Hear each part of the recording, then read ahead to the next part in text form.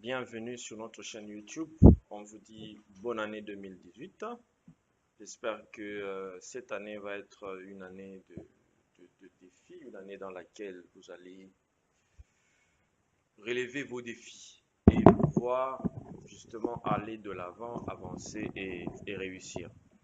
Donc aujourd'hui, nous voulons parler d'un sujet. C'est un sujet, je pense que ce sujet va avoir de l'impact positif. Pourquoi je le dis? Parce que le thème dit que les rois bâtissent des institutions, mais les hommes ordinaires remplissent simplement la terre. C'est ça. Donc les rois bâtissent des institutions, ils bâtissent des institutions, mais les hommes ordinaires, ils remplissent simplement la terre. Donc la différence entre un homme ordinaire et un roi, quand je parle d'un roi, ça veut dire que je parle de quelqu'un qui a une mentalité royale. Qui a une mentalité royale, ça veut dire quelqu'un qui se comporte réellement comme un roi. Il pense toujours à bâtir. Un roi, là où il est, un roi ne peut pas rester comme ça. Un roi, il pense toujours à bâtir quelque chose. Si je dois dire ça en anglais, je dis que kings build institutions, but ordinary people, ordinary men, they just feel the earth. Alors, pourquoi je dis ça? Ça vient en fait de la Bible. Et je pense que le but de ce message, c'est quoi? C'est nous qui sommes dans le royaume de Dieu, nous qui sommes enfants de Dieu, nous devons avoir une mentalité royale. Et la mentalité royale, pourquoi? Parce que Christ, quand il est venu, il a fait de nous un royaume. C'est un royaume des sacrificateurs, mais pas seulement des sacrificateurs. Nous sommes rois, parce que Christ est roi des rois.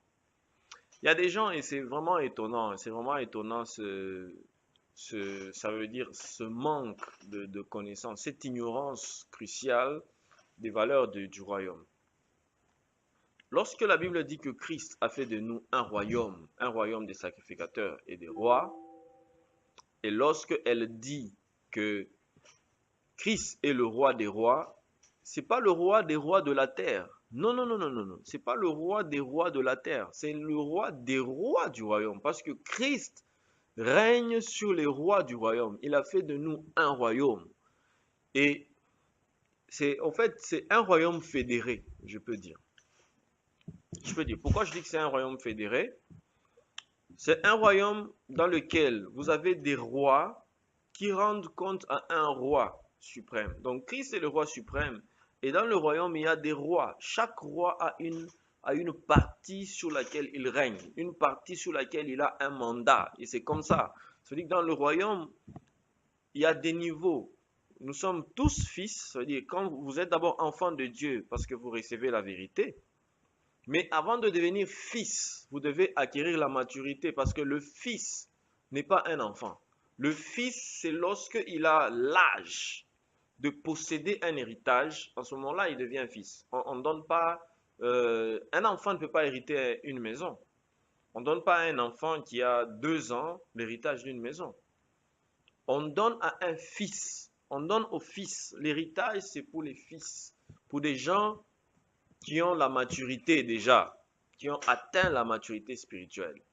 Et c'est pourquoi, à part le fait qu'on devient enfant de Dieu, Jean 1, Jean 1, 12, jusque là où la Bible dit que quiconque, la parole s'est faite chair, et voilà, elle a fait de nous, donc quiconque reçoit la parole, elle a fait de nous enfants de Dieu, lesquels sont nés non de la volonté des hommes, mais voilà.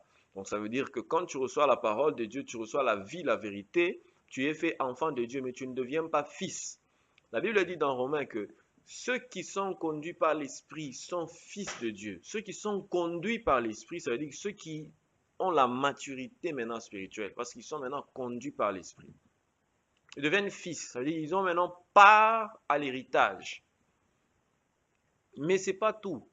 On ne devient pas seulement fils de Dieu, mais on devient Seigneur. Dans le royaume, il y a des niveaux, there are levels. Il y a des niveaux où vous devenez fils, où vous devenez roi et où vous devenez seigneur. Non, où vous devenez seigneur et vous devenez roi. Lorsque on devient seigneur, ça veut dire quoi? Un seigneur is the Lord, the Lord. Et à l'époque, lorsque les Juifs ou même les apôtres, ils appelaient Jésus Seigneur, mon Seigneur, ou même on appelait tous les patriarches là. Quand on appelle à un patriarche, on dit mon Seigneur Abraham. Qu'est-ce que cela veut dire? Is the Lord. Ces gens, les patriarches, ils avaient des terres sur lesquelles ils régnaient. Tout le monde n'était pas appelé Seigneur. Quand quelqu'un est appelé Seigneur, ça veut dire c'est quelqu'un à qui les gens rendent compte. C'est quelqu'un à qui les gens viennent rendre compte. Il a des terres sur lesquelles il règne. Et c'est ainsi que les gens comme les Abraham, ils étaient des seigneurs. Abraham, c'était un seigneur. Isaac, c'était un seigneur. Jacob, c'était un seigneur. Mais ils n'étaient pas des rois. Ça veut dire que c'était des gens, ils étaient, je peux dire, ils étaient enfants de Dieu. Ils étaient fils parce qu'ils étaient conduits par l'Esprit aussi. Bien que le Saint-Esprit n'était pas en eux comme nous. Comme on le dit, bien qu'il n'était pas le temple de l'Esprit. Ça, c'est une manière de dire, mais ces gens-là, ils avaient l'Esprit de Dieu. Ils étaient fils parce qu'ils n'avaient pas à l'héritage. Dieu a donné de l'héritage à Abraham, oui ou non? Dieu lui a donné un héritage. Mais Abraham est devenu un seigneur. Il avait des terres. Dieu l'a rendu fécond et il a rendu son nom grand. Il avait des serviteurs, il avait du bétail, il avait des troupeaux, il avait des terres. Dieu l'a multiplié, mais il n'était pas encore devenu un roi. Parce que la contrée dans laquelle il était censé régner, quand vous prenez toutes ces contrées, vous les mettez ensemble, au-dessus de là, il y a un roi. Et ce roi-là, ce n'était pas le roi du pays, vous comprenez? Parce qu'aujourd'hui, avec le concept de pays, en français, nous perdons le sens de la compréhension des choses dont la Bible parle. En fait, aujourd'hui, il y a des pays comme le Ghana. Il y a des pays comme le Ghana, il y a le Nigeria, ils ont encore la notion de royauté. Il y a des rois. Eux-mêmes, aujourd'hui, ils ont un président, mais ils ont des rois. En Afrique du Sud, ils ont des rois. Par exemple, il y a le roi Zoulou. Il existe. Il y a des rois dans d'autres pays. On a un roi des Ashanti. Ça existe. Il y a des rois Dogon. Ils existent jusqu'aujourd'hui. Mais ces pays possèdent des présidents. Donc aujourd'hui, on perd à peu près cette notion-là. Mais toujours est-il que Abraham était un seigneur. Après la seigneurie, il y a maintenant la royauté. Et puis, cette royauté, c'est une royauté dans des contrées. C'est-à-dire, un roi, il était au-dessus des seigneurs. Donc, il y a des seigneurs qui répondaient à un roi. Et ce roi-là, parce que vous allez vous rappeler que à l'époque où Israël a été déporté à Babylone, il y a le roi de Babylone qui régnait sur le roi d'Israël, qui régnait sur d'autres rois. À l'époque où l'Égypte était une grande puissance, l'Égypte, le roi Pharaon régnait sur d'autres petits rois. Vous comprenez ce que je veux dire? Ça veut dire que un roi d'une grande puissance possède des rois sur lesquels il règne, qui eux aussi règnent sur des seigneurs, qui aussi à leur tour règnent sur des gens normaux. Maintenant, la Bible, quand elle parle du royaume de Dieu, ça veut dire que Christ est le roi. Il est le roi parce que le royaume de Dieu, c'est pas un petit royaume. C'est pas un petit royaume comme un royaume de la terre. C'est pas Christ ne peut pas avoir un royaume comme les États-Unis, comme l'Égypte. Non. Christ a le royaume et ce royaume-là, c'est le royaume de Dieu. Et il est roi des rois et seigneur des seigneurs. Donc, il est roi de cette grande puissance spirituelle qui est le royaume de Dieu, mais à lui répondent des rois qui sont établis sur des terres, sur des territoires. Et qui sont ces rois-là? Ce ne sont pas des anges. Qui sont ces rois-là qui sont censés régner dans le royaume avec Christ? Ce ne sont pas des anges. Ce ne sont pas d'êtres bizarres ou étranges. C'est vous et moi. C'est vous et moi qui avez donné nos vies à Christ et qui marchons dans notre héritage spirituel. Parce qu'il y a des niveaux. Quand tu marches dans l'héritage spirituel, tu es enfant de Dieu, tu deviens fils de Dieu. Tu es fils de Dieu quand tu es guidé par le Saint-Esprit. Mais quand tu commences à livrer des combats et des batailles, tu commences à récupérer des terres, de posséder des territoires, tu deviens un seigneur. Mais quand tu commences, au-delà du fait que tu es seigneur, quand tu commences à engendrer dans la foi, dans le Seigneur et pour le royaume, tu as en dessous de toi ceux qui sont fils, qui deviennent des seigneurs, qui possèdent aussi des territoires. Tu montes. On monte dans le royaume de Dieu. Il y a la montée. Tu deviens roi. Et c'est pourquoi la Bible dit Christ est roi des rois et seigneur des seigneurs. Donc il y a des seigneurs, il y a des rois dans le royaume de Dieu. Et ce royaume, c'est un grand royaume. Et ce royaume, c'est un royaume qui s'étend. Il y a des territoires. Il y a des territoires que nous devons posséder. On va les prendre où? Ces territoires, on les prendra où? On ne va pas les chercher au ciel. Non, parce qu'au ciel, le diable est déjà chassé, expulsé de là. C'est des territoires que nous prenons ici sur terre, parce que c'est ici qu'il y a le royaume de l'ennemi, il y a le diable qui règne ici. Mais au départ, la terre, ce n'était pas un territoire de l'ennemi. Donc, le territoire qu'il faut conquérir dans le royaume de Dieu, c'est la terre. Qui conquiert ce territoire? Ce sont des rois et des seigneurs qui sont institués par Jésus, qui est le roi du royaume de Dieu. Et c'est pourquoi ils ont cette tâche-là. Maintenant, rentrons dans mon thème. Ça, c'était en fait pour donner un aperçu d'ordre général. Un aperçu d'ordre général pour qu'on comprenne, pourquoi je parle des rois. En fait, je parle des rois parce que dans le royaume de Dieu, nous sommes des rois. Et Christ fait de nous des rois à son image pour que nous comprenions comment le royaume fonctionne. Quel est le sens de la royauté dans le royaume? Alors, maintenant, allons. Un roi, ce qui l'intéresse, c'est de posséder des territoires.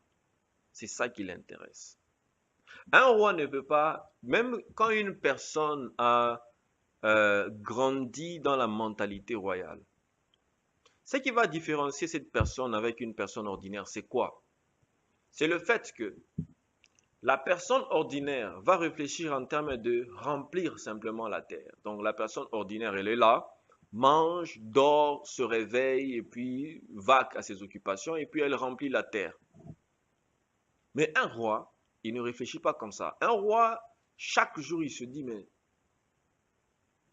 comment je peux faire pour bâtir, construire? Il faut construire un pont là-bas. Comment on peut sécuriser la ville? Comment on peut changer le système éducationnel? Comment est-ce que la justice peut être réhabilitée? Comment est-ce que nous pouvons faire pour... Donc, c'est ça qui intéresse un roi. C'est ça. Quand quelqu'un est comme ça, c'est qu'il a une mentalité royale. Parce que les rois, they think big. They think structurally. They think globally. They think globally. So they have the mind. Their mind is already developed. So they are not just there for eating foods and drinking water and beer. No, no, no, no. They think systematically. Ils pensent de manière systématique, de manière globale. C'est pourquoi ils sont intéressés par construire des institutions. Parce qu'ils savent, et l'autre différence, ils savent qu'un homme ordinaire ne connaît pas la valeur des institutions. Mais un roi connaît la valeur des institutions. C'est pourquoi un roi sait que les hommes restent, mais les hommes passent, pardon, mais les institutions restent. Donc un roi pense en termes d'institutions. Il pense en termes de construction. Qu'est-ce que je peux mettre en place pour marquer mon nom? Et puis un roi, il marque son temps. Tous les rois dans la Bible, sauf ceux qui ont été des faux rois et des mauvais rois.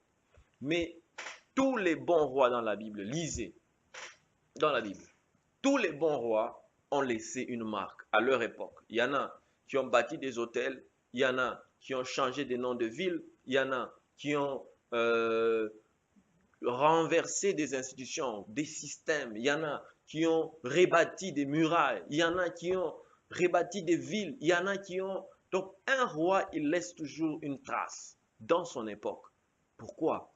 Parce que il sait qu'après moi, les gens doivent se rappeler de mon nom. Ils doivent se rappeler de ce que j'ai fait. Ils doivent se rappeler, pas de manière personnelle ce que j'ai fait, mais ce que j'ai fait pour les gens, pour les autres, pour le monde. Qu'est-ce que j'ai fait? Alors donc dans Genèse chapitre 10, nous sommes après le déluge. I'm gonna explain it slowly and easily. Je vais expliquer ça simplement, lentement et on va se comprendre. Donc après le déluge, dans Genèse chapitre 10, la Bible dit quoi? Dit que voici la postérité des fils de Noé. Donc, vous savez, je ne parle pas d'avant le déluge, parce qu'avant le déluge, il y avait des institutions aussi. Il y a des gens qui étaient ce qu'on appelait des bâtisseurs. Des gens qu'on appelait des bâtisseurs. Mais là, je parle après le déluge. Donc, il y a des fils de Noé, Sem, Cham et Japheth. Il leur naquit des fils après le déluge. On parle de Gomer, qui a eu ce qu'on appelle les Ashkénazes, Riphat et Togarma. Il y a eu également il y a eu également les fils de Javan. Javan, il lui naquit Elisha, Tarsis, Kittim et Dodanim. Et en fait, c'est par eux qu'ont été peuplées des nations selon leur terre, leur langue et leur famille et leur nation. Mais écoutez une chose. Déjà, dans Genèse 10, tous ces gens qui sont nés de Japheth, personne parmi eux n'avait la mentalité d'un roi. Personne. Et je vais vous montrer pourquoi. Personne n'avait la mentalité d'un roi. Pourquoi? Parce que ces gens ici, on dit dans le verset 5 que c'est par eux qu'ont été peuplées les îles des nations, selon leur terre, leur langue, leur famille et leur nation. Ça veut dire que ces gens, ils étaient là juste pour peupler. Parmi eux, il n'y avait personne qui pensait en termes d'institutions, qui pensait en termes de bâtir des structures, de construire des choses, placer des monuments sur terre. Tous, ils étaient là pour peupler. Donc les fils de Japheth, tous, Gomer, Magog, Madai, Javan, Tubal, Méchec et Tira. Bien que les enfants de Tubal, en fait, les enfants de Tubal, on va voir par la suite que, bien sûr, parmi eux, il y en a qui ont commencé à jouer de la musique, ils ont mis au point des instruments de musique, mais ce n'est pas ça dont je parle. Ce n'est pas ça qui signifie bâtir des institutions. Alors, dans Genèse chapitre 10, toujours le verset 6, il y a un élément qui est intéressant. Le verset 6 dit ceci. Les fils de Cham. Donc, vous remarquez que les fils de Japheth, personne n'avait la mentalité royale. Tous étaient, ok, ils sont là, ils vivent, ils mangent, ils font des enfants, ils remplissent la terre, comme on dit, quoi, de manière terre à terre. Donc, ils peuplent les îles, ils le peuplent. Peupler, ça veut dire que le matin, ils se réveillent, il n'y a pas d'institution, mais ils mettent bas, ils remplissent. Mais des enfants, des enfants, des enfants. Et puis, c'est pas tout. Ils remplissent, en fait, la terre. C'est pas mauvais. C'est bien. Parce qu'ils obéissent à l'ordre de Dieu. Ils remplissent. Mais parmi eux, il n'y a pas un roi. Et on va voir la différence. À partir des fils de Cham, on dit qu'il y a Couche. Il y en a 4. Il y a Couche, Misraïm, Pout et Canaan. Couche, en fait, c'est... Tout ça, nous sommes en Afrique, en fait. Couche, c'est toujours la partie de dessus, parce que Misraïm, c'est l'Égypte. Couche, c'est la partie, au fait, de l'Éthiopie, je pense, la Libye, et Pout. Pout, ça doit être au-dessus, là, un peu, qui déverse vers l'Asie, je sais pas, et Canaan. Mais non, c'est pas ça qui m'intéresse. On dit les fils de Couche, Saba, Avila, Sabta, Raméa et Sabteka. Et puis 8, Couche engendra aussi Nimrod. Quand la Bible dit Couche engendra aussi Nimrod, vous voyez, cet enfant de Nimrod, on l'engendre, c'est comme si on fait une exclusion.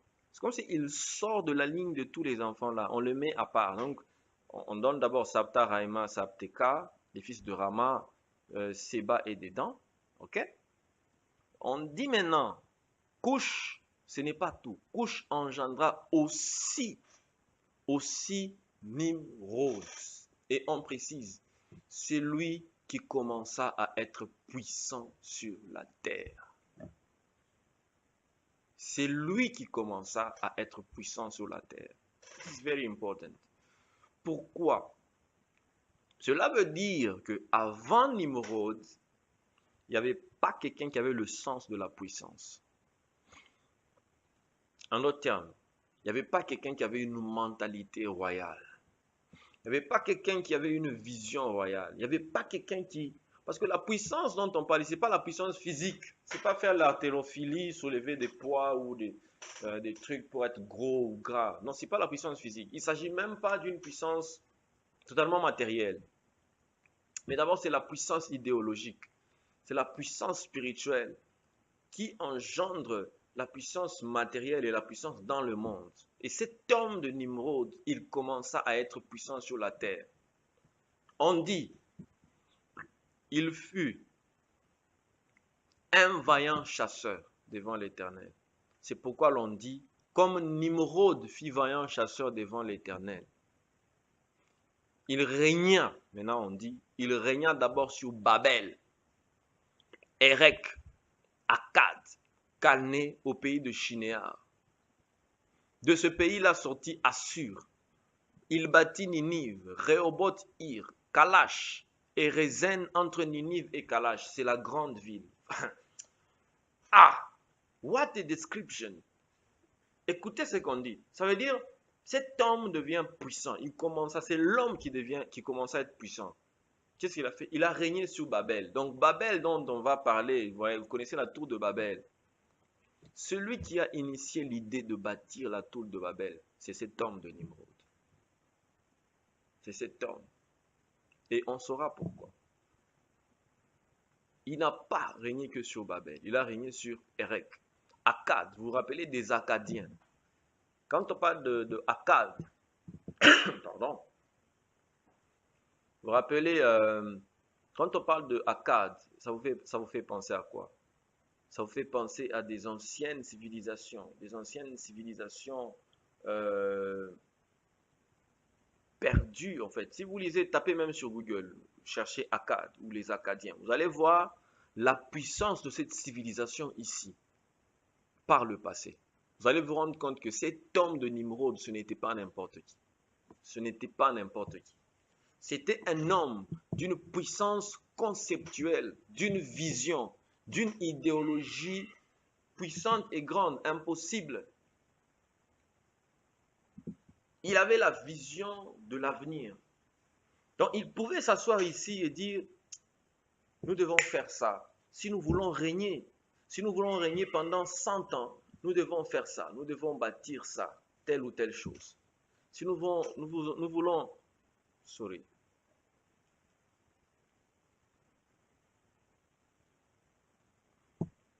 Donc il pouvait dire, si nous voulons survivre pendant autant d'années, nous pouvons bâtir ça. Il pouvait sentir un danger. Il pouvait se dire que non, qu'est-ce qui peut aider notre civilisation à subsister pendant autant d'années? Qu'est-ce qui peut nous aider, nous rendre plus forts? Qu'est-ce qui peut nous permettre de nous développer? À cet instant, dans l'histoire, vous imaginez, nous sommes en jeunesse, c'est des millénaires dans le passé, il y a très longtemps. Mais cet homme réfléchissait comme ça. Donc, il a commencé à régner systématiquement sur des villes. C'est pourquoi, dans le royaume de Dieu, quand on dit Christ est le roi des rois, parce que Christ ne règne pas que sur un domaine. Le but de Christ, c'est de régner sur tous les domaines. Tous les domaines de la vie. Et ici, Nimrod, on dit, il a commencé à régner sur Babel. Il a régné sur Érec. Il a régné sur Akkad. Il a régné sur Calné, au pays de Shinéar. Quand on parle de Shinéar, en fait, Shinéar, on est à Canaan, en fait. On est sur les territoires des Cananéens, Chinéa. Vous voyez là où il y a Jéricho. Où il y a Jéricho. Voilà, c'est des endroits là. Alors, de ce pays-là, sortit Assur. De ce pays-là, sortit Assur. Vous savez, Assur, c'est la Babylone. Assur, vous voyez la civilisation babylonienne, c'est une puissante civilisation. Parce que nous avons l'Égypte, la civilisation égyptienne. Nous avons la civilisation babylonienne. Nous avons les Mèdes et les Perses. Vous voyez? Donc l'Égypte. Et puis nous avons Babylone.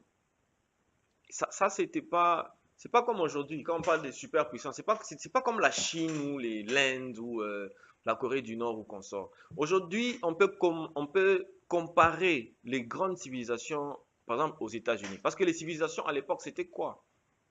C'est pas un pays, juste il y a des gens de la même nationalité. Non, c'était des plateformes. C'était au-dessus, vous avez un roi qui est puissant, qui a des congrégations des rois sur lesquels il règne. Et ces rois règnent sur des terres avec des seigneurs. Et là-bas, vous avez des gens presque de toutes les langues. Et dans le royaume, vous avez la puissance spirituelle, parce que ces gens-là étaient entourés des magiciens. Ça veut dire la puissance spirituelle, la connexion à quelque chose de surnaturel, quelque chose qui dépasse l'entendement humain. Il y avait la puissance politique et militaire, parce que ces gens, ils avaient des armées puissantes et impressionnantes, un peu comme Pharaon. Ils avaient la puissance économique. Non seulement ça, ils avaient la puissance scientifique. Parce que si vous lisez dans l'histoire de Babylone, la science, ils avaient des savants. À cette époque-là, il y avait des gens qui savaient étudier des plantes, des gens qui connaissaient les secrets des mers, des animaux et consorts, qui pouvaient faire des médicaments, et ainsi de suite. Qui pouvaient faire des parfums, ainsi de suite. Et ils avaient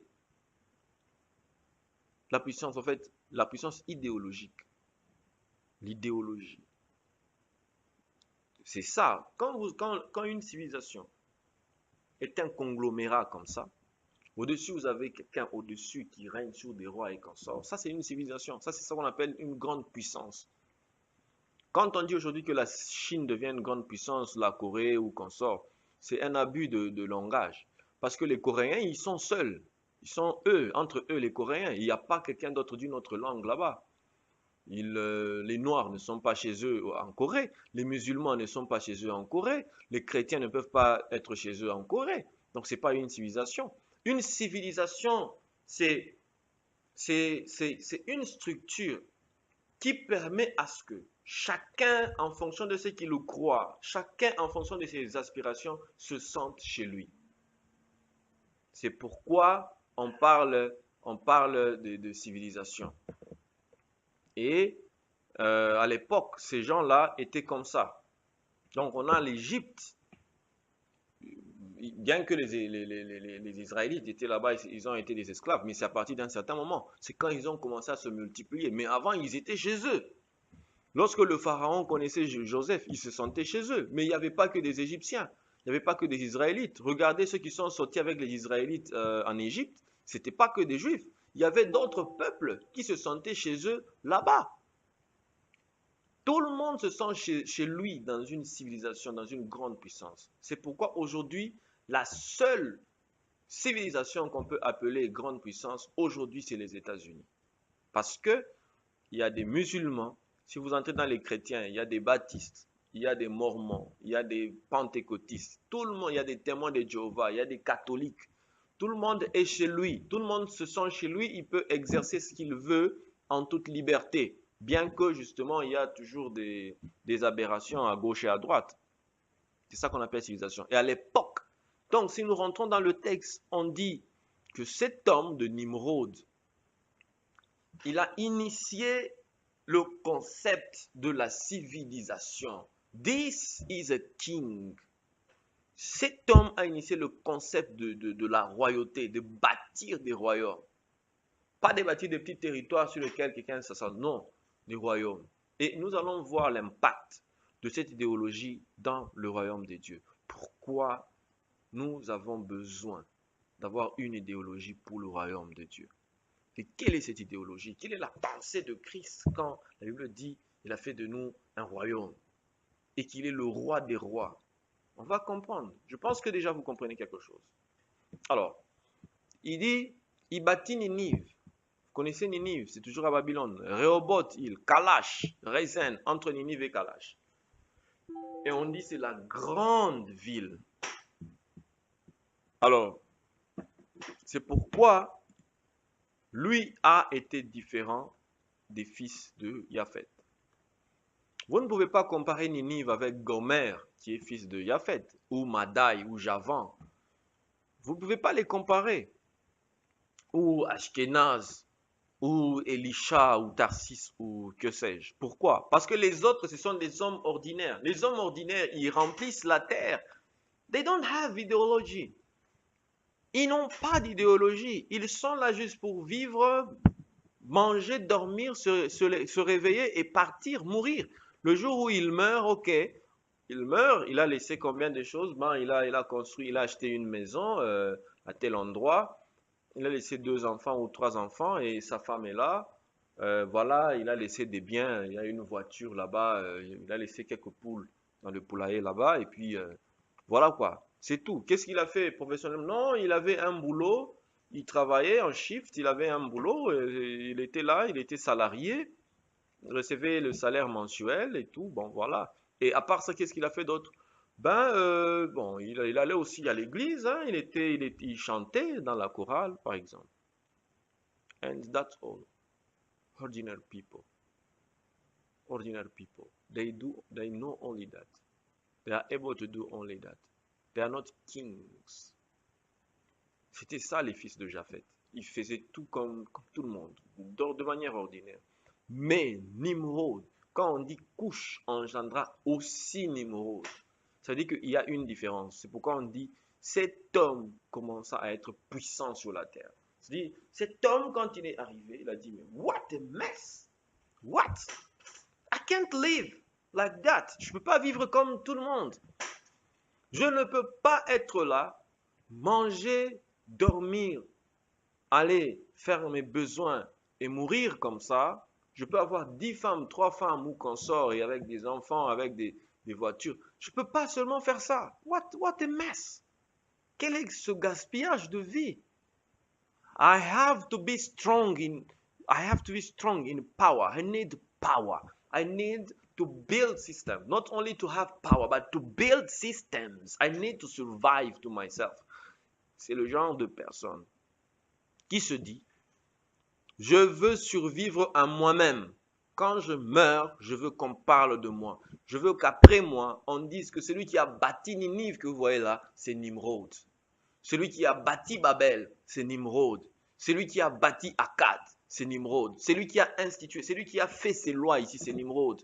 Il est là pour construire des lois, prendre possession des territoires, bâtir des monuments, réformer des entités, construire, donner une identité aux gens. Ça, c'est un roi. Les rois bâtissent des institutions, mais les hommes ordinaires remplissent simplement la terre. Mais allons-y. Alors, donc, nous arrivons dans Genèse chapitre 6. Dans Genèse, pardon, chapitre 11. Cet homme, donc, il a mis des hommes ensemble. Vous voyez ce que les rois font? C'est qu'un roi est capable de faire, la capacité de mettre les gens ensemble. La capacité, parce que tu ne peux pas bâtir des institutions seul. On ne bâtit jamais, alors jamais seul une institution. Il faut que les gens soient ensemble. Et cet homme, il avait cette capacité. Il a mis des gens ensemble. Il a dit, mais quand il a imaginé, qu'est-ce qu'il a dit? Si on voit Genèse, chapitre 11. Genèse 11, je vais voir. Voilà, donc toute la terre avait une seule langue et les mêmes mots.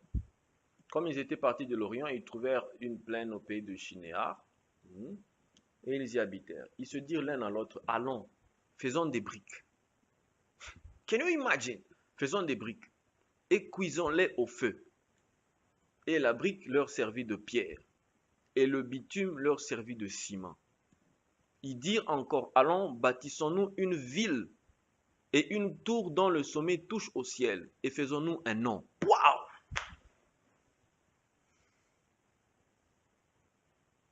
Faisons-nous un nom, afin que nous ne soyons pas dispersés sur toute la terre.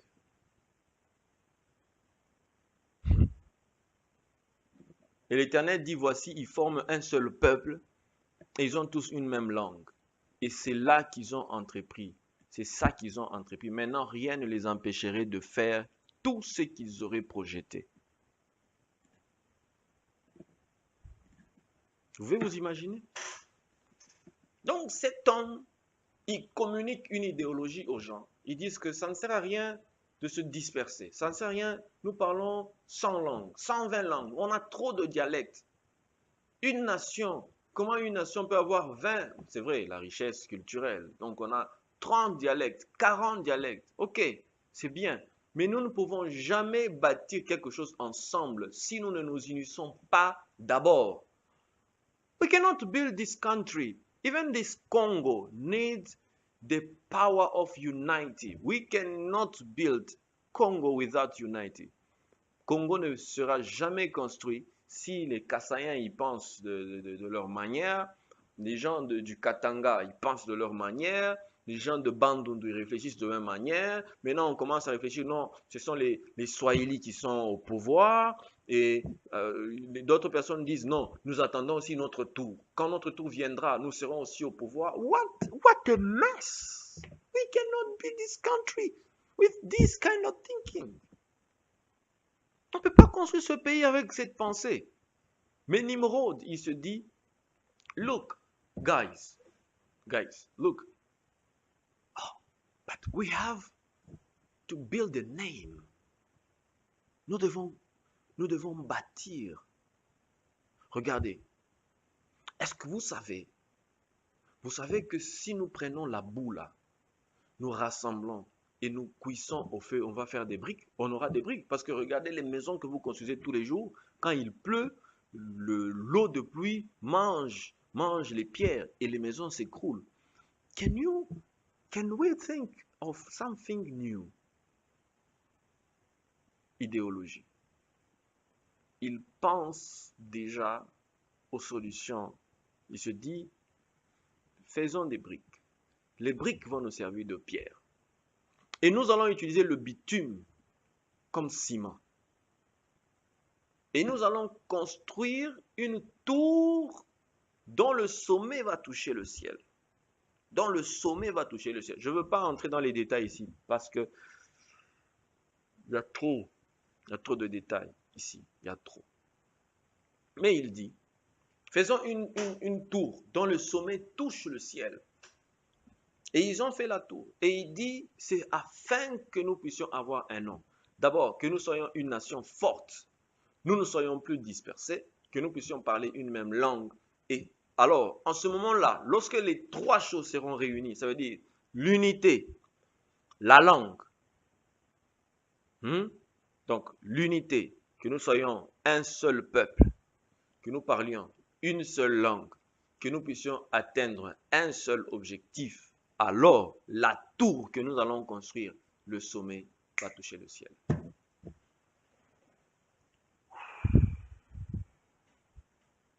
Can you imagine? What kind of imagination? Donc, si ce que tu fais, si ce que nous faisons, le sommet des choses que nous faisons ne touche pas, toucher le ciel, ça signifie quoi? Entrer dans les domaines de Dieu. This is another level. C'est un niveau, c'est une dimension spirituelle. Il y a des choses, lorsque vous faites, vous atteignez le sommet, c'est-à-dire vous entrez dans le domaine de Dieu. En ce moment-là, Dieu peut descendre sur terre. Ces hommes sans Dieu, même ils n'ont pas fait ça avec Dieu. Parce que ce qu'ils ont fait n'était pas basé sur des idées divines. Vous savez, ils n'ont pas consulté Dieu. C'était pas, je suis convaincu que Nimrod n'a pas bâti toutes ces villes sur des valeurs spirituelles. Si tel est le cas, Dieu aurait utilisé toutes ces villes pour asseoir son règne. Mais pourquoi Dieu n'a pas utilisé toutes ces villes? Pourquoi Dieu parlait du royaume de Dieu? Parce que toutes ces villes, tout ce qui a été construit par le passé, ne reposait pas en dehors d'Israël, bien sûr, ne reposait pas sur des valeurs spirituellement divines dont on a besoin.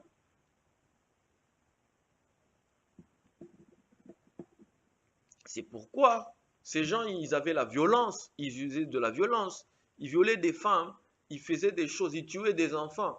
On dit même Nimrod, si vous suivez dans l'histoire, à partir de Couche, Nimrod, il y a des, par exemple, le type de Nimrod lui-même, voyez sa naissance. Il y a beaucoup de choses dans la naissance de Nimrod. Beaucoup de choses. Et Nimrod lui-même, c'est un homme de valeurs très étranges. Parce que cet homme, en réalité, il était connecté à une autre source spirituelle qui n'était pas. C'est une connexion spirituelle avec quelque chose d'autre qui n'était pas Dieu. Mais ce qui intéresse ici, c'est quoi? C'est que lorsque on se connecte à une source, regardez ce qu'il fait. Ça veut dire, il a directement une mentalité royale. C'est ce qu'il fait qui est étonnant. C'est ce qu'il fait. Alors, ils ont fait ça, ça a touché le domaine de Dieu. C'est pourquoi Dieu est descendu. Dieu est descendu pourquoi? Dieu a dit, waouh, ces hommes, ils parlent la même langue et ils arrivent à s'unir. Depuis quand les hommes s'unissent? Depuis quand? Depuis quand les hommes s'unissent? On sait que les animaux s'unissent, mais pas les hommes. On sait. On sait que les animaux peuvent s'entendre au moins, mais les hommes ne s'entendent jamais. Mais les hommes, ils se tuent, ils s'entretuent chaque jour. Les hommes, ils ont la violence chaque jour, ils ont la haine chaque jour. Depuis Caïn, depuis Caïn et Abel, ils ont la haine, ils ont la violence, ils ne se supportent pas les uns les autres. Comment ils peuvent s'unir? Depuis quand? Ça a commencé quand? Et quand Dieu descend, il dit, waouh, Nimrod. Oh. C'est pourquoi on dit, il fut chasseur devant l'Éternel. Donc, il a défié Dieu. Oh. Comment est-ce possible qu'un homme sans Dieu puisse unir des hommes pour atteindre le domaine de Dieu? That is not possible. There should be something else. Comment est-ce possible qu'un homme sans Dieu puisse unir des hommes avec un objectif qui monte jusqu'au domaine de Dieu? Cet homme doit être un homme d'une autre espèce, d'une autre nature. Et c'est ça la mentalité royale. Parce qu'un roi, il fait descendre, il représente Dieu sur terre. Il représente, il représente le règne sur terre. Il représente un règne. Un roi représente un règne. Qui dit règne dit une certaine manière de faire des choses, une mentalité, une configuration, une certaine configuration de faire les choses. Ça c'est un roi. Alors Dieu descend et il voit, il dit désormais, ces gens ici, rien ne pourra leur résister. Tout ce qu'ils peuvent projeter, parce qu'ils sont unis et parce que cet homme de Nimrod a réussi à le faire, rien ne peut les empêcher. Dieu dit descendons et dispersons-les. Alors ici, Dieu les a dispersés. Pourquoi? Pas parce que l'idée était mauvaise. Pas parce que Nimrod était mauvais. Non, parce que les valeurs étaient mauvaises. Parce que les valeurs étaient mauvaises. Ces gens se sont rassemblés, bien sûr. Mais ça allait créer quelque chose parce que Nimrod allait être un despote. Nimrod allait bâtir un royaume parce que c'est là en fait l'idée de la domination mondiale. Nimrod allait être pire que Hitler. Tous ces gens-là qui veulent aujourd'hui régner, tous les despotes de l'histoire qui polluent la poubelle de l'histoire, tous ces gens-là, ils tirent leur modèle de Nimrod. Tous ces buveurs de sang, tous les vampires de l'histoire qui ont été des rois, des monarques, de puissants monarques, Napoléon Bonaparte, tous ces gens-là, lisez l'histoire. C'est des gens, on dit même que Napoléon Bonaparte ne dormait presque pas. Et il passait son temps à fumer la cigare, se droguer. Parce qu'il dit, un homme ne peut pas dormir pendant 8 heures. Quand tu dors pendant 8 heures, tu es en danger. À tout moment, il avait l'impression que je peux dormir à n'importe quel moment. Pourquoi? Parce que lui-même était un despote. Il voulait régner sur le monde. Vous voyez, Jules, il y a des gens comme tous les grands empereurs, tous les plus grands empereurs de l'histoire. On prend seulement Napoléon, on prend Hitler. Si on rentre dans l'histoire, il y a des empereurs qui ont tiré leur modèle de Nimrod. Mais au fond, les valeurs, ce sont les valeurs qui accompagnent ces royaumes qui sont des mauvaises. Et c'est pourquoi Dieu disperse. Et c'est pourquoi il y a la nécessité d'un royaume de Dieu. Maintenant, nous entrons dans la partie pourquoi ces royaumes-là ne peuvent pas être des modèles. Au-dessus, ce qui est intéressant, c'est la structure et la mentalité royale. Donc, ils construisent des institutions, ils bâtissent des institutions. Il a construit Ninive. Vous savez que Ninive, à Ninive à l'époque, c'était une civilisation. Donc, il y avait des écoles, il y avait des hôpitaux, il y avait des systèmes technologiques. Il y avait des endroits de tourisme, il y avait des lieux, il y avait dans tous les domaines, tout ce que vous pouvez imaginer dans une civilisation, il y en avait à Ninive. Tout. Et il semble même qu'à Babylone, il y avait un système, ce que nous avons aujourd'hui, un système de pompage d'eau que le roi avait fait construire uniquement pour plaire à sa femme.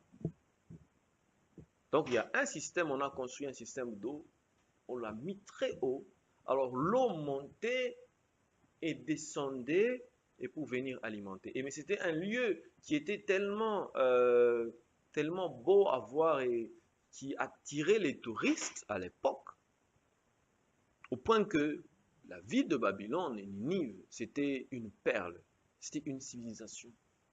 À l'époque, c'est ce qu'on peut considérer aujourd'hui comme les États-Unis. À l'époque, c'était tout ce qu'on a vu aujourd'hui, Facebook, Twitter et consorts. À l'époque, il n'y en avait pas, mais ils avaient autre chose. Ils avaient autre chose. Ils avaient des choses qui étaient considérées comme technologie de pointe. Pourquoi? Parce qu'un roi était là. Maintenant, quand on entre dans le royaume, Dieu aussi s'est dit, mais ces gens ici, je ne peux pas les laisser. Maintenant, je vais bâtir. Il est temps que mon royaume aussi vienne. Il est temps que mon royaume vienne. Parce que tant que je laisse ces gens ici s'étendre, la terre va être détruite. Parce que la terre va être connectée à une source qui n'est pas Dieu. Les valeurs qui seront propagées ne sont pas l'homosexualité, la prostitution, légalisée. Il y a des pays où la prostitution était légalisée, sauf en Israël. Sodome et Gomorrhe, la zoophilie était légalisée. Ces gens, c'était des nations païennes qui n'avaient pas d'égard vis-à-vis de la morale. Et les gens, certaines personnes faisaient passer leurs fils au travers du feu. D'autres mangeaient leurs fils. La sorcellerie. Tous les genres de sacrifices occultes que vous pouvez imaginer se passaient dans ces royaumes. Et c'est pourquoi Dieu ne voulait pas que ces royaumes puissent subsister. Parce que ces royaumes, non seulement ils étaient bâtis sur l'injustice, sur le despotisme, ils ne devaient pas persister et perdurer. Voilà pourquoi Dieu a dit non. Il est temps que mon royaume apparaisse. Donc il va commencer avec les enfants d'Israël. Au début, parmi eux, ils n'avaient pas la mentalité royale. Mais à partir des juges, on a vu le premier roi, mais le roi, la personne qui a eu la mentalité royale première, c'était David. Le roi David. Pourquoi? Il a dit, mais écoutez, les autres, bien sûr, Israël a dit, mais les autres ont des rois, nous on n'a pas des rois. Quand Dieu leur a donné Saül qui n'était pas vraiment l'homme selon le cœur de Dieu, Dieu se préparait quelqu'un qui pouvait penser comme un roi, quelqu'un qui pouvait penser à bâtir des institutions. C'est pourquoi David, quand il est venu, il a dit, j'ai l'intention de bâtir une maison au nom de l'Éternel, mon Dieu. Ok. Mais David n'a jamais construit. Il avait l'intention.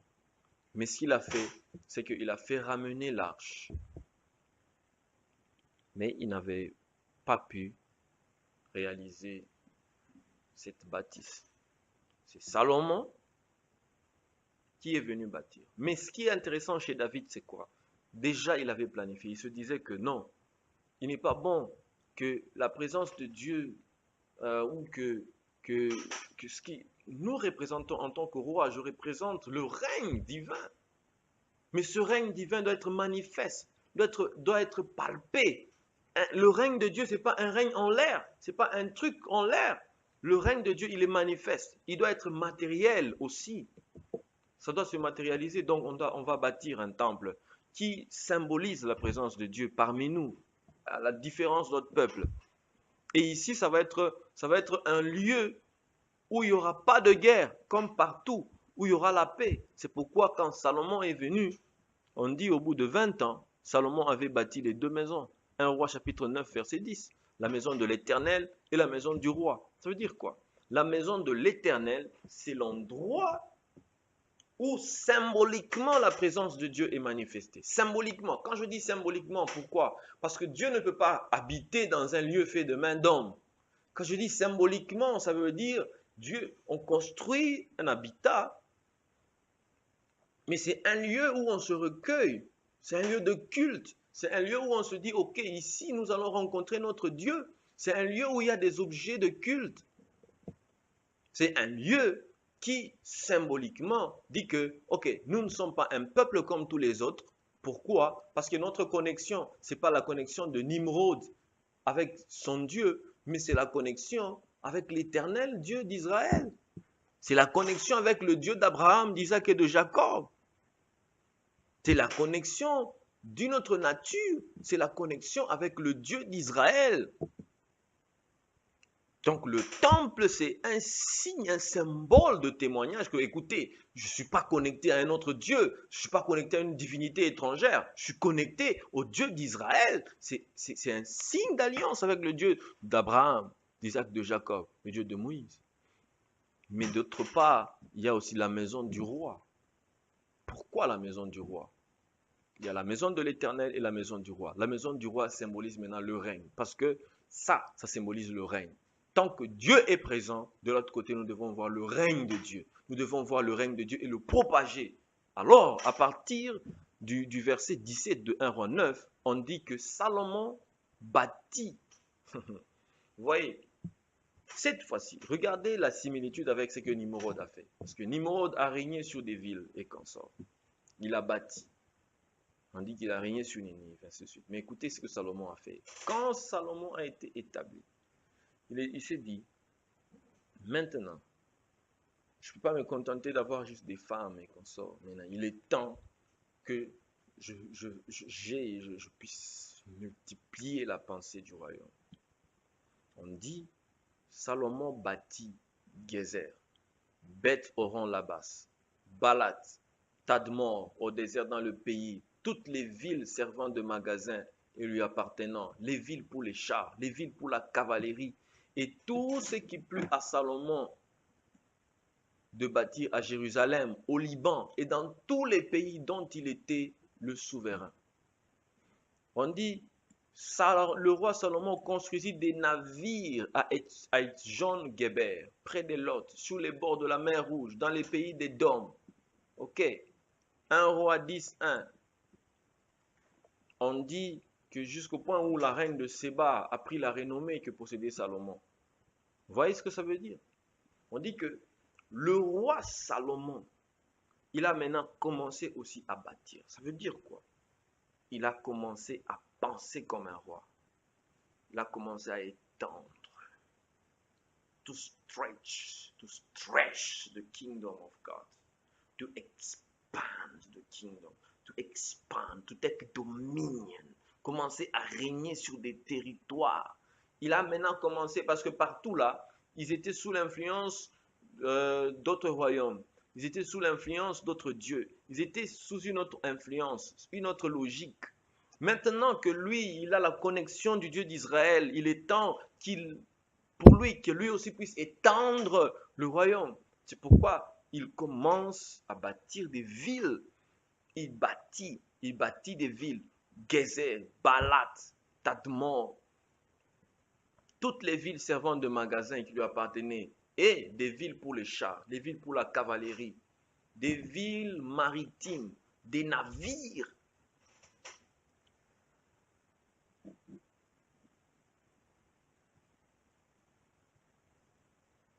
Vous comprenez? Ça veut dire quoi? Nous avons la responsabilité en tant que roi dans le royaume de Dieu, parce que l'image de Salomon, Jésus, quand il est venu, il dit, il y a ici plus que Salomon. Parce que Salomon a régné pendant 40 ans.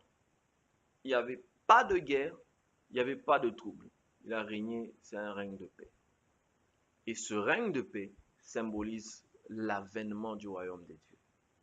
L'avènement du royaume des dieux. Et le royaume des dieux, il est à venir. Il est à venir.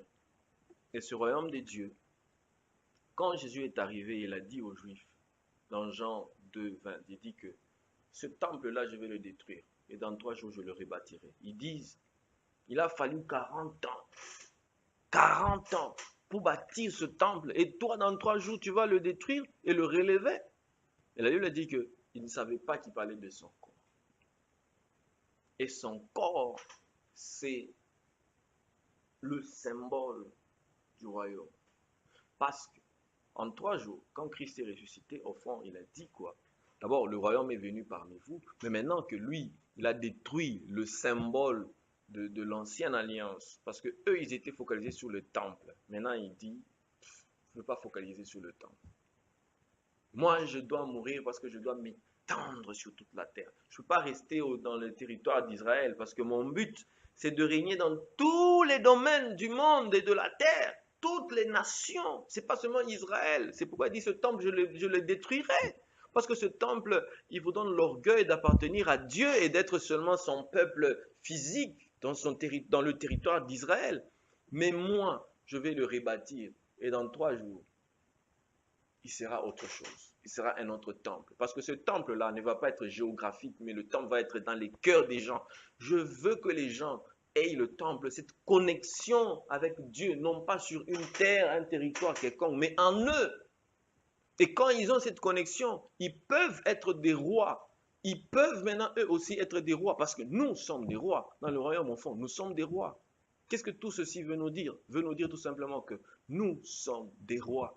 Nous sommes des rois pour bâtir, pour prendre possession des territoires dans les nations.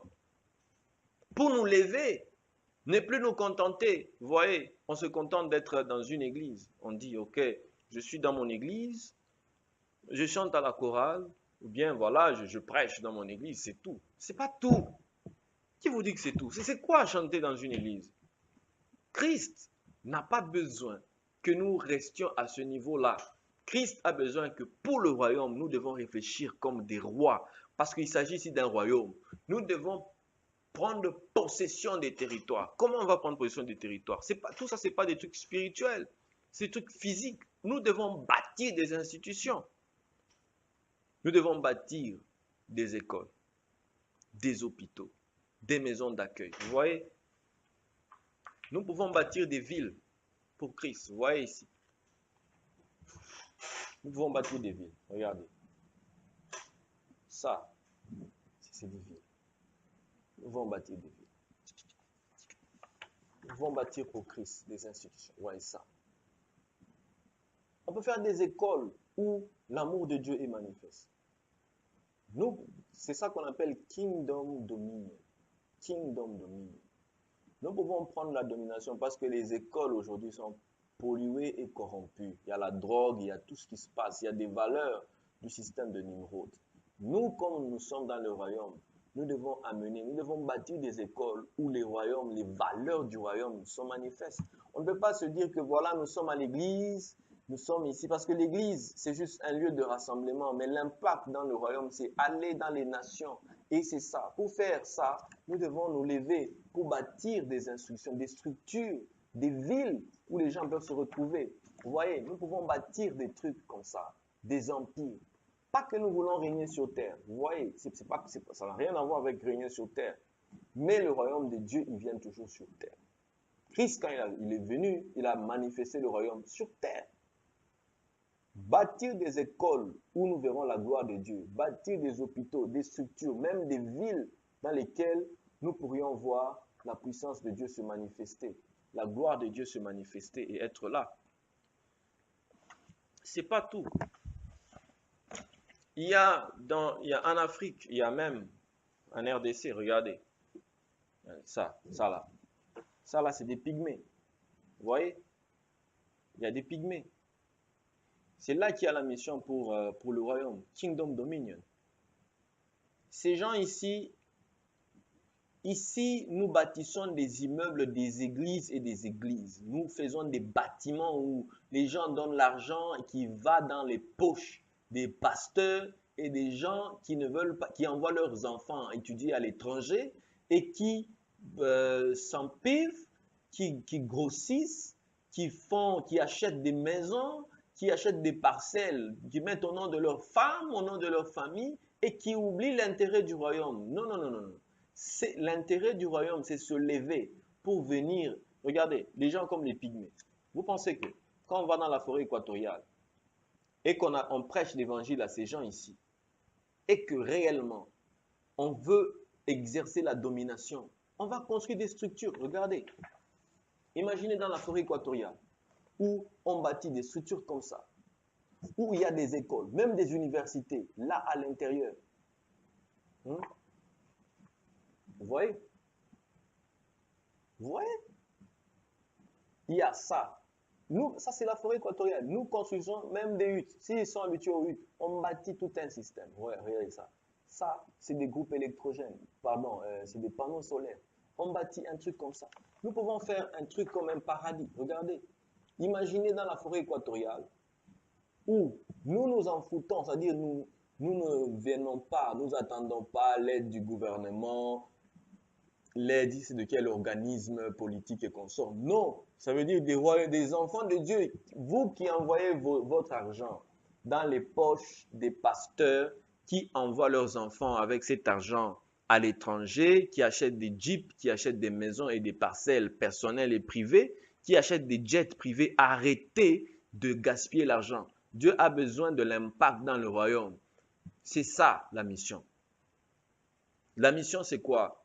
Vous donnez votre argent, vous allez dans la forêt équatoriale, on bâtit des institutions. Ces gens-là, les pygmées, la plupart ne sont pas instruits. C'est des villageois pour la plupart. Mais vous imaginez pas l'impact que ça fait dans la forêt équatoriale. Juste ne serait-ce, regardez, ça, c'est des panneaux solaires. Ils ont le courant, les panneaux solaires. Nous pouvons leur donner des ordinateurs. On peut les enseigner, on peut leur apprendre beaucoup de choses. Et ça contribue énormément que de nourrir un pasteur qui s'empiffe et qui grossit avec votre argent qui ne sert à rien.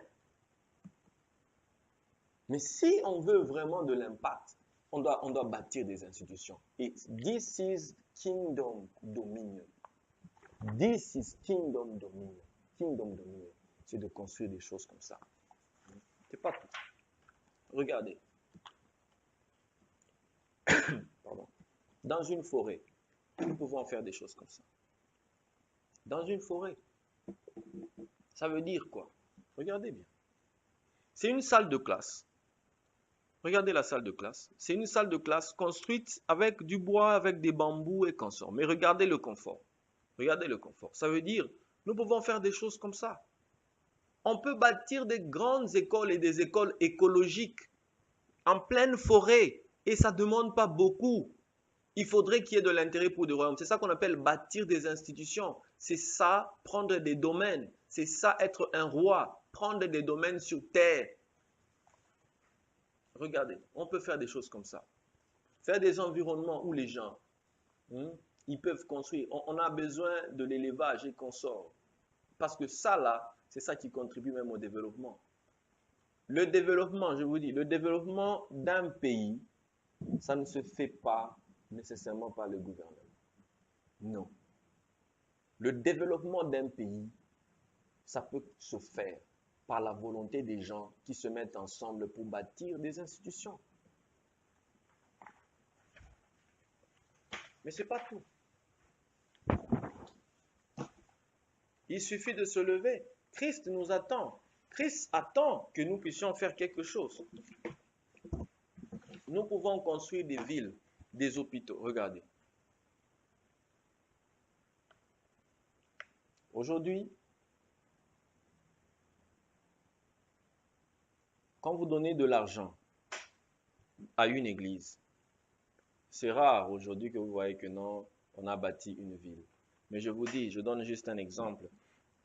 Au Katanga, entre Lubumbashi et Likasi, il y a toute une forêt vide. Une forêt vide. Mais on peut construire ça, on peut construire des choses comme ça. Si réellement nous enseignons cette mentalité du royaume de devenir des rois, ça veut dire arrêter de remplir la terre inutilement, mais se lever pour bâtir des institutions, pour régner, prendre possession des territoires et des domaines. On va bâtir des choses comme ça. On peut bâtir une ville. Nous pouvons construire des villes comme ça. Nous pouvons bâtir des villes comme ça. Regardez, c'est comme à Kinshasa. Vous voyez cette partie ici? Ça. Imaginez, tout ça, ça peut être le fleuve Congo. Regardez, ça peut être le fleuve Congo. Et là, nous devons avoir une plage. Et là, nous pouvons avoir toute une ville tout au long de ça. Une nouvelle ville avec des immeubles. Mais imaginez que ça, ce n'est pas construit par le gouvernement. Ce n'est pas construit par quelqu'un qui vient avec des intérêts pour être élu député et consort, ou des intérêts de Nimrod, mais par des gens qui ont les valeurs du royaume. Ça veut dire des gens qui se lèvent, comme Salomon, qui bâtissent, des bâtisseurs dans le royaume. Une ville dans laquelle nous n'allons dépendre ni de la SNEL, on va dépendre ni de la SNEL, ni de la régie des eaux. Nous n'allons dépendre de personne, mais où nous nous prenons en charge. Une ville qui peut accueillir toutes les langues, toutes les races, toutes les cultures. Une ville dans laquelle l'amour est c'est la valeur fondamentale, où même les métis, les gens, les blancs ou les noirs, ils peuvent être ensemble. Une ville dans laquelle vous n'avez pas des entreprises qui privilégient les blancs en dépit des noirs. Une ville dans laquelle, ou même une nation, parce que Dieu dit à David, demande-moi, je donnerai des nations. Une nation, imaginez une nation. Même Israël aujourd'hui, allez en Israël. Si vous qui êtes noir, allez en Israël, vous allez voir comment vous allez être discriminés. Aujourd'hui, regardez ce que Israël, les enfants d'Israël font aux Arabes. Il n'y a pas d'amour. Il n'y a aucun amour, il n'y a pas d'amour. Mais nous parlons du royaume. Imaginez une nation dans laquelle, parce que nous disons que le royaume de Dieu va venir, il viendra. Mais au fond, il viendra où? C'est pas que ça va apparaître comme ça, paf, l'amour commence à se manifester. Non. Nous sommes des précurseurs du royaume. Nous sommes des précurseurs. C'est nous qui bâtissons le royaume. C'est nous qui le bâtissons. Nous le bâtissons tous les jours avec les petits gestes qu'on fait. C'est pourquoi on construit. Et le royaume se construit comme ça. Nous pouvons construire une ville comme ça, où les gens sont ensemble, main dans la main. Où nous avons les entreprises. Regardez l'impôt qu'on collecte, l'impôt. Regardez le Vatican aujourd'hui, le Vatican, je ne sais pas. Regardez, le Vatican, c'est une nation qui est à part, qui est dirigée par le pape. Personne ne peut entrer comme ça, et ainsi de suite. Non, mais il faut justement faire l'inverse du Vatican. Une ville dans laquelle tu entres, tu n'as pas de passeport pour entrer. Bien que c'est une nation qui sera protégée et consort. Mais quand on arrive à l'intérieur, les gens n'ont pas peur d'autres gens. Les gens ne se méfient pas des gens. Les gens travaillent dans l'amour. L'amour du prochain est manifeste. L'égoïsme n'est plus là, est éradiqué. On enseigne aux gens de grandir, d'innover, de développer. Où les gens ne souffrent pas de faim et ils sont poussés par le vol par la haine de soi, parce qu'il n'a pas de boulot. Non, une ville où on donne. Regardez aux États-Unis aujourd'hui, même ceux qui ne travaillent pas, on leur donne de l'argent. C'est bâti sur quelle valeur? Même les chômeurs, on leur donne de l'argent. Tout le monde veut aller aux États-Unis, tout le monde veut aller à l'étranger. Pourquoi? Parce qu'ils ont bâti des structures qui font et qui font à ce que les gens puissent avoir envie d'y aller et d'y rester. Mais nous pouvons faire plus que ça. Regardez juste la RDC. La RDC est magnifique. Nous pouvons faire des choses énormes. Nous pouvons bâtir des centres. Nous pouvons bâtir des centres, regardez. Nous pouvons faire des choses énormes comme ça. Il y a des endroits où nous n'avons pas besoin de beaucoup de cérémonies. Nous pouvons faire des centres comme ça. Des centres de tourisme, des centres de recueil, des centres hospitaliers qui sont conformes avec la nature, avec des lois naturelles. Nous pouvons le faire, c'est au Congo. Nous pouvons faire des choses, regardez, nous pouvons faire des structures qui n'ont rien à voir avec la politique, mais qui symbolisent juste le royaume, une autre forme de puissance et de pouvoir, qui symbolise une autre forme de puissance et de pouvoir, un autre pouvoir sur terre, pas le pouvoir nécessairement politique qui fait déclencher des bombes, non, c'est une autre forme de pouvoir, l'amour du prochain. Tous ceux qui sont délaissés, on peut construire des villes comme ça, des centres d'accueil, de rééducation. C'est ça l'intérêt du royaume. Les enfants abandonnés. J'ai été dans des maisons ici d'enfants abandonnés. Qu'est-ce que je n'ai pas vu? On parle de rééducation, mais ce n'est pas de la rééducation, ça. Des gens, des koulouna qu'on ramasse, qui viennent là-bas, et ce sont eux qui font des dégâts. Et tous ceux qui font des dégâts à l'extérieur, ils rentrent dans le camp de soi-disant rééducation pour se cacher dedans. Et personne ne les interpelle. Ça, ce n'est pas la rééducation. Nous avons besoin de faire ça. Nous avons besoin de faire des choses où les enfants qui sont des orphelins, qui ont été accusés et qui se retrouvent sur la rue peuvent être accueillis, aidés et aimés, qui peuvent recouvrir l'amour qu'ils ont perdu. Parce que tous ces enfants-là, c'est l'amour qui leur manque. Ils ont l'impression que le monde entier est contre eux et ils veulent se venger contre le monde entier. Mais si nous les accueillons comme ça, avec des structures, où sont les églises pour faire ça? Chacun est enfermé dans son coin, mangeant sa dîme avec sa chair, où il est de lundi à dimanche, de janvier à décembre, parce qu'il a l'impression que voilà, c'est une entreprise. We are talking here about the kingdom, not about people, about your church, about the church of someone. This is the kingdom dominion. Nous pouvons faire, regardez, des centres hospitaliers. Des centres hospitaliers où les gens peuvent être soignés réellement. Parce qu'il y a des médecins qui savent soigner. Mais les valeurs, le système médical dans nos pays n'est pas un bon système médical. Le système médical dans nos pays n'est pas un bon système. Le système de soins, les gens aujourd'hui, ils fuient nos pays pour aller se faire soigner ailleurs. Ils fuient les pays, même les pays les plus développés, parce que les soins ne sont pas bons.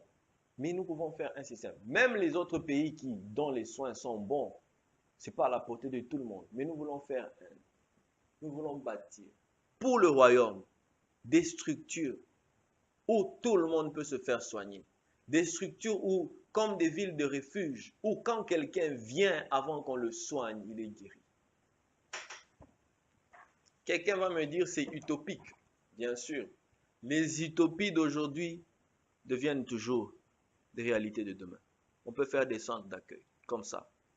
Des centres d'accueil, des centres de rééducation, des écoles bâties sur la justice, sur la communication des valeurs de travail, la méritocratie, savoir mériter quelque chose, où nous allons bannir l'injustice, la tricherie et toutes les valeurs semblables négatives. Parce que nous parlons du royaume. Alors, il y a des gens qui sont battus dans l'histoire, vous voyez. Le pasteur Luther, c'est des gens qui se sont battus, des gens qui ont lutté contre des systèmes de ce monde. C'est bien, moi je ne dis pas qu'il ne faut pas lutter, mais ce qu'il faut faire, c'est de bâtir. Il ne faut pas seulement lutter contre des systèmes de ce monde ici déjà établis. Non, ce qu'il faut faire, c'est de bâtir le royaume. C'est pourquoi ces gens sont morts. Ces gens sont morts pourquoi? Parce que Ils veulent renverser un système tout en étant dans ce système. Malgré l'œuvre qu'il a fait, mais c'est lutter contre un système sans nécessairement réunir les efforts pour bâtir un autre système. Nous ne voulons pas renverser le pouvoir en place pour changer de pouvoir. Non, il peut être là. Mais nous, ce que nous voulons, c'est quoi? C'est bâtir, construire une autre forme de pouvoir, montrer qu'il y a un autre royaume, montrer qu'il y a d'autres choses, montrer que nous pouvons bâtir d'autres structures et nous n'avons pas nécessairement besoin de vous déranger. Nous voulons juste être en paix. Nous voulons juste manifester notre amour. Nous pouvons même être en brousse à l'équateur. Nous pouvons bâtir des structures à l'équateur. Et le monde entier viendra voir ça. Viendra à un endroit pour voir qu'il se passe quelque chose dans le monde. Il se passe quelque chose au Congo. Et je finis en disant, Léon Tolstoï disait toujours, c'est un auteur que j'aime beaucoup, il disait, Love is life. Everything that I understand only because I love. Everything exists only because I love. Everything is united by it alone. Love is God, and to die means that I, a particle of love, shall return to the general and eternal source. Qu'est-ce que cela veut dire? La vie, l'amour, c'est la vie. L'amour couvre toute la vie. L'amour, c'est la vie. Sans l'amour, on ne peut rien. Et le royaume dont on parle, tous les bâtisseurs du royaume, c'est des bâtisseurs qui sont bâtis, qui sont appuyés sur l'amour. Les bâtisseurs comme Nimrod, il a bâti, mais ce n'était pas sur des valeurs d'amour. Mais ce dont on parle, les bâtisseurs du royaume, c'est des bâtisseurs qui bâtissent sur l'amour. C'est des gens qui ont la mentalité royale. C'est des rois qui bâtissent des institutions. Et des institutions, bâtir des institutions, c'est quoi? C'est faire les choses dont nous parlons ici. Les enfants de rue, créer des centres de rééducation.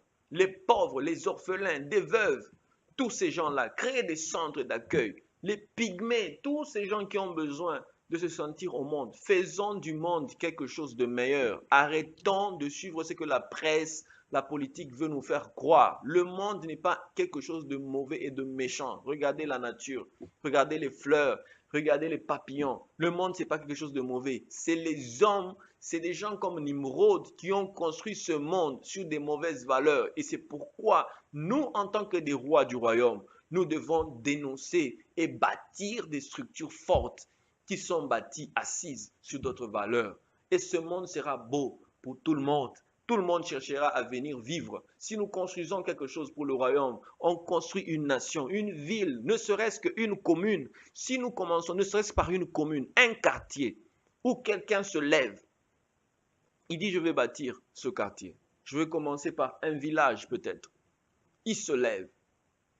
Il assoit les valeurs du royaume et il bâtit des institutions. Celui-là, c'est un roi. Ce n'est pas un homme ordinaire qui est venu au monde simplement pour remplir la terre. Non, c'est un roi. Et quand il fait ça avec toute la force du royaume, il bâtit des institutions. Le monde entier viendra voir qu'il fait beau de vivre sur terre. Et c'est ça qui va faire précipiter l'avènement de notre Seigneur.